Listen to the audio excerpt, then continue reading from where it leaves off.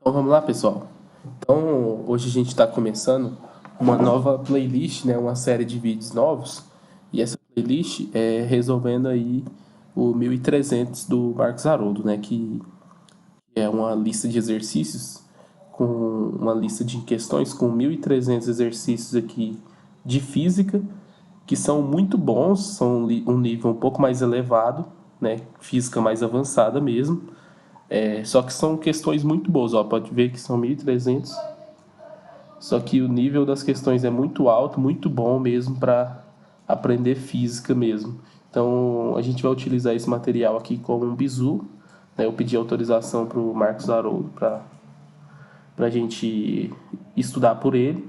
Então eu vou estar resolvendo toda semana algumas questões dessa apostila de 1300, né? E depois de algum tempo resolvendo algumas questões por semana dela, a gente vai ter resolvido todas as questões, obviamente, né?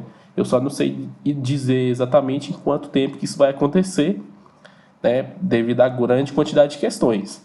Mas eu, assim, sempre que eu tiver um tempinho aqui com a minha rotina, né, na faculdade, no trabalho, sempre que sobrar um tempinho na faculdade, no trabalho, com minhas coisas do dia a dia também, eu vou estar gravando vídeo de resolução dessa lista aqui, além das outras playlists que a gente está fazendo, né? Então, a gente vai começar e a ideia, assim, que a meta que eu tenho é de colocar de 8 a 10 questões resolvidas por semana, né? E aí a gente vai conseguir fazer muitas já esse ano e muitas no ano que vem, talvez no outro já terminar isso, né? Como são muitas questões, não dá para terminar esse ano, obviamente. Mas em pouco tempo a gente vai terminar, né? Em pouco tempo. E as questões que já foram sendo resolvidas e colocadas aqui para vocês, obviamente que vão ajudar bastante vocês a entender melhor a física e como que ela funciona. Então, eu vou fazer sempre na sequência. Então, para estrear, né, a gente vai começar aqui da questão número um, né? Então, olha só o que que diz a questão número um. A questão número um diz o seguinte, olha: cerca de 100 anos antes, cerca de 100 anos antes de Galileu, Leonardo da Vinci acreditava também que os corpos caíam de forma acelerada e não com velocidades uniformes determinadas por seus pesos, como se acreditava desde Aristóteles. Da Vinci imaginava que a distância percorrida d seguia a ordem temporal dos números inteiros sucessivos, 1, 2, 3, 4, ou seja, 1, 1 mais 2, 1 mais 2 mais 3 e assim sucessivamente. Considerando K uma constante de proporcionalidade qualquer, D a distância percorrida na queda e T o tempo transcorrido, essa função pode ser descrita como. Então, olha, pessoal, essa primeira questão já é uma questão de interpretação de texto, né? Então, ele não quer que você ache a função, ele quer que você ache a função que já te dá. Ele não quer que você ache a função que vai te dar a distância percorrida em função da aceleração, né? O K é uma constante de proporcionalidade. Então, ele está dizendo aqui para mim que, que a ordem temporal se relaciona com a distância a partir, a partir dos números inteiros sucessivos, né? A partir dessas somas aqui, ó, 1, 1 mais 2, 1 mais 3. Então, vamos colocar aqui, ó. Então, olha só, o que ele está dizendo aqui, ó? Tem que seguir o que o texto diz, né? Então, ele está dizendo o seguinte para a gente, ó. Ele está dizendo o seguinte, olha, que para t igual a 1, a distância d é proporcional a 1. Até aqui, ok. Para t igual a 2, a distância d é proporcional a 1 mais 2, que é igual a 3. Para t igual a 3, a distância d é proporcional a 1 mais 2 mais 3, que é igual a 6. É proporcional a 6. Tá. Para t igual a um valor k inteiro, né, para os inteiros, a distância d é proporcional a 1 mais 2 mais 3 até a soma do k. Então é isso que ele está dizendo para mim aqui, ó. Até a soma do k, né? No caso, esse k aqui é um número inteiro, né? Então, olha, quanto vale essa soma aqui, ó? Essa aqui é uma soma de PA com a razão 1, né? Então, essa soma, ela vale exatamente a soma dos extremos, k mais 1, vezes o número de elementos, tem k elementos, sobre 2. Então, eu estou dizendo que essa distância percorrida é proporcional a k mais 1 sobre 2, ou k quadrado mais k sobre 2. Estou dizendo isso. Então, eu tenho que observar que a minha resposta, para um tempo t qualquer, a minha distância d tem que ser proporcional, ou seja, a mesma coisa que dizer que tem uma constante k multiplicando, ou uma constante alfa, você pode chamar de qualquer coisa que você quiser aí, de qualquer nome. Aqui eu vou chamar de uma constante k, e ela é proporcional a essa expressão que a gente achou aí, ó, para um tempo t, né? Para um tempo t, a distância é proporcional a t quadrado mais t sobre 2. Então, se é proporcional, é porque a relação entre elas é uma constante multiplicativa. Então, a distância que o cara percorre é essa função aqui, né?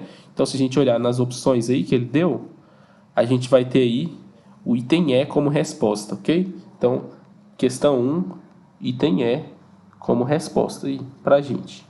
Então, item E é a nossa resposta. Então, agora a gente pode ir para a questão 2. Alguns vídeos eu vou colocar mais de uma questão no vídeo, né? Porque tudo depende da complexidade da questão, quanto tempo demora para explicar. Nesse vídeo aqui eu quero fazer a questão 1 e a 2, e dependendo do tempo aqui eu faço a 3 também, né? Então, vamos ver aqui a questão 2 agora, então. Questão 2, ela diz o seguinte, olha. Galileu, ao estudar a queda dos corpos, chegou à conclusão de que esses deveriam percorrer distância na queda na ordem temporal consecutiva dos números ímpares sucessivos, 1, 3, 5, 7, ou seja, 1, 1 mais 3, 1 mais 3 mais 5 e assim por diante. Raciocinando assim, Galileu, através dos experimentos envolvendo planos inclinados, chegou a uma formulação de uma função para a queda acelerada dos corpos. Considerando k uma constante de proporcionalidade qualquer, d a distância percorrida e t o tempo, essa função pode ser descrita como... Então agora é a mesma ideia da questão 1, só porque agora ele está fazendo a proporcionalidade com uma somatória diferente. Então, questão 2, né? A mesma ideia que a gente fez na questão 1. Então, olha, para t igual a 1, a distância d é proporcional a 1. Para t igual a 2, a distância d é proporcional a 1 mais 3, né? 3 3 aqui então, para t igual a 2, a distância é proporcional a 1 mais 3, né? No caso aqui, eu posso colocar que esse 1 mais 3 aqui, ó, vai ser da seguinte forma, ó. Eu posso fazer da seguinte forma, né? Para simplificar, né? Eu posso fazer que isso aqui é 2 vezes 0 mais 1, que é o termo 1,